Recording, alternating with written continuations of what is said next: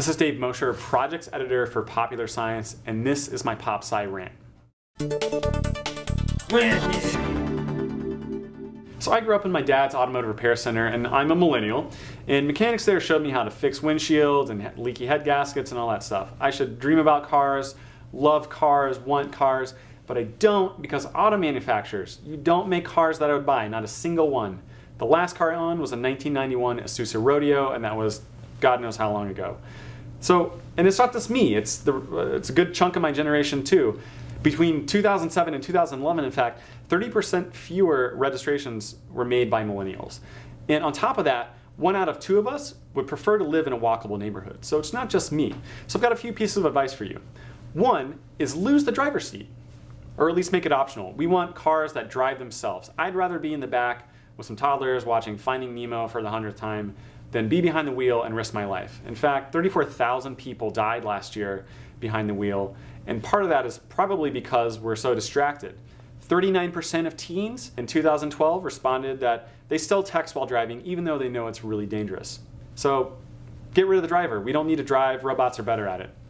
The second point is don't make me wreck the planet. I know that all the stuff that goes into the cars, the glass, the plastic, the metal, the batteries especially, have dubious origins, they hurt the environment in significant ways.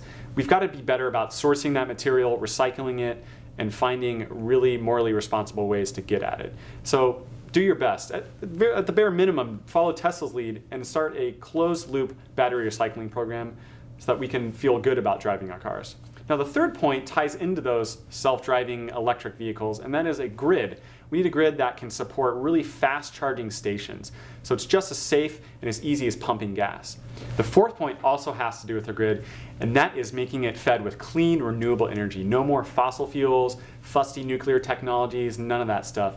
Auto manufacturers, you guys got the government to build you a national highway system. It's certainly within their capabilities to have them build a clean, renewable electrical grid. So get it done. The last point is make cars more affordable. You're doing a pretty good job. You're shrinking them down and sourcing the materials so that they're cheaper. But I mean, we're the generation that's seen our parents' retirement accounts cleaned out. We've seen Detroit go bankrupt. We've seen Wall Street pretty much crash. We're not flooded with money here. We're very tight about our wallets.